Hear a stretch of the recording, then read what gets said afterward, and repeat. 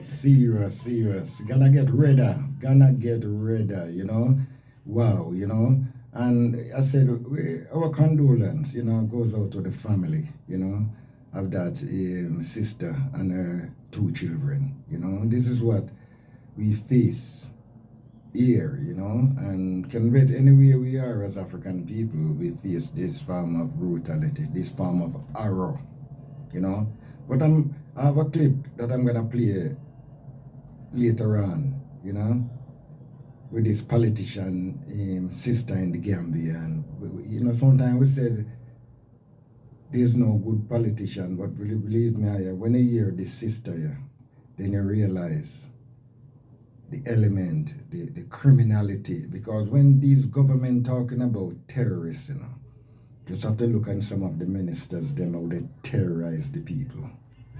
So a beautiful vibration, family, because it's we got to do for we, you know, and rise up to all those freedom fighters right across the globe, you know, the Pan-Africanist Youth Forum there in Ghana, there in Africa, big vibration to each and every one of you, you know, to all the young people across the globe.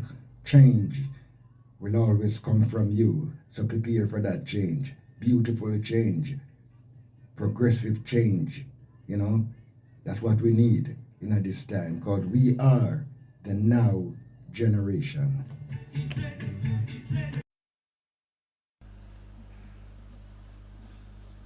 The Honourable Member for Banjul South. Thank you very much, Honourable Speaker. Honourable Speaker, I would first of all like to thank the committee clerks of this August House for the great work that they have done by spending the whole night in this August Assembly preparing a report for us. I thank you, clerks of the National Assembly. Honorable Speaker, I think looking at the Honorable Minister's statement and looking at the budget, I think that our government does not love this country. They do not have the feeling to nurture our children in this country. Honorable Speaker, $6 billion in salaries alone, not in administrative cost. Honorable Speaker, and we say we are a poor country. Honorable Speaker, the median age in this country is 19 years old. We should consider the life and the livelihood of our children. We should be investing in education. We should be investing in health rather than paying ourselves, feeding ourselves out of the poor people of this country. I will start with this August Assembly, Honorable Speaker. Honorable Speaker, to see the salary of the Honorable Speaker increased from 658 million to 658,000 to 1,560,000, I feel ashamed to call myself an honorable member, Honorable Speaker. I gave myself for service. I did not give myself for the poor people to feed me and my family, Honorable Speaker. When I saw this, I felt embarrassed. I did not want to come to this budget session because I said to myself, there is no need, because we are just sharing the cake in our pockets, going home, feeding ourselves. Not only that, but to see the responsibility allowance, the residential allowance, the robin allowance, and all those for the representatives of the people. It is embarrassing for me to go back to my poor constituency and tell them that the meager resources of this country, I am paid that much at your expense. I took an oath, Honorable Speaker, to serve and to give back to my society, not to enrich myself. And even if I go to the Constitution, Honorable Speaker, it says that we shouldn't deliberately enrich ourselves. And increasing our salaries is deliberately enriching ourselves. And that is an embarrassment. I think as a National Assembly, we should not accept any salary increment. It was in this August Assembly that we sat and discussed the salaries of the ministers and denied them, even though they went behind our backs and increased it. That is their problem. We offered ourselves for service, Honorable Speaker. We were not appointed. We were elected, and we offered ourselves, Honorable Speaker. And I think we should think of our people when we do the budget. I'm not allowing you to observe me. I don't have that time. When you are on your own feet, observe yourself, please. Thank you. Honorable Speaker, when we go to the office of the President, Honorable Speaker, I have seen new units, ICT units, being established at the office of the President. The office of the President has, I think, whatever they call it, the person that does her public speech or whatever, that lady. Why would he need an order ICT? Why would the Honorable, His Excellency want 6 advisors? How many ministers does he have in addition to the new ministries? If the President is telling us that the ministers are not good enough, I told this August Assembly here last year when we did the budget, if he is implying that his ministers are not good, let him sack them and apply and appoint advisors.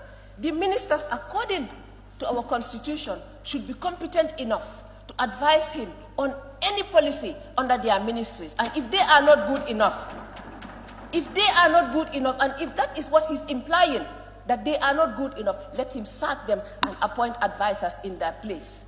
But as a poor country, we cannot be paying ministers and be paying advisors and be paying deputy advisors. Come on, we are a poor country. Instead of thinking of ourselves, 6 billion in emoluments alone. Come on. Honorable Speaker, I think we should think of the Gambian people, not our pockets. We say that when you are a politician, your skin starts shining, and I'm starting to believe it. Once you are appointed a minister, before 2 months, you marry a second wife. You start buying homes abroad. Come on, at the expense of who? At the expense of the poor Gambian? No way, Mr. Speaker. I am ashamed to call myself a National Assembly member. To be honest, I did not want to contest again. The only reason I contested was to show them that I can come back to this August Assembly. And I did against all odds, Mr. Speaker. If they want, they can die seeing me at the Assembly, but I will come and I will speak my mind and I will go home and I will eat my lamb. That is who I am, Mr. Speaker. Mr. Speaker, I looked at the Ministry of Justice's budget. Mr. Speaker, we have TRRC. Mr. Speaker, we don't have the commission anymore, but we have the recommendations of the TRRC. Mr. Speaker, is the President not willing to act on the recommendations of the TRRC? Sometimes I wonder if he is, because to be honest, I'm not against anybody, but we've suffered for 22 years. And after 22 years, 2016, we thought we were embarking on change. And the Honorable President imposed certain people on us, and I think that was deliberate so that we will not implement the recommendations of the TRRC. Mr. Speaker, if you look at 2021, the TRRC, 46 million. 2022, 0. 2023, 0. So that is a direct indication that he does not want to put anything on that. Yes, the commission is no more. But the recommendations, how are we going to do implementation if nothing is allocated for it? Mr. Minister, take note of that, please. We did not suffer for 22 years in vain. I personally lost my dad under a dictatorship of the previous regime. I'm not saying do whatever, but I'm saying let us work on the recommendations.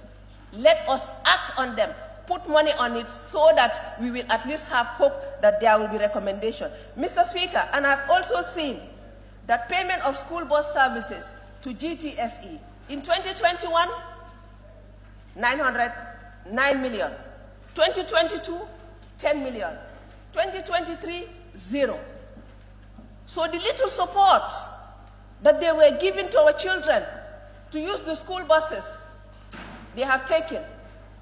What have they done with it? Is that what they are using to add to their salaries? I am asking. Let us give to our children. Our children need support. We have seen 70+ children die. What have they done? Is it reflected in the budget to make sure that that has stopped, that will not happen? Because I've heard here the reason was because we did not have labs to do the test. Mr. Speaker, has that been picked in the budget? We did not come here. We did not fight to win our elections, to come here and eat and take the little resources, take it home and put it in our pockets. No, that is not me. And I know it is not my colleagues as well. I trust you all, honorable colleagues, to make sure that there is no increment. Let us start from home. Let us start from home. Let us not increase the salaries of the leadership in this assembly. When I looked at the budget, I was like, wow. The Speaker, the Deputy Speaker, the Majority Leader,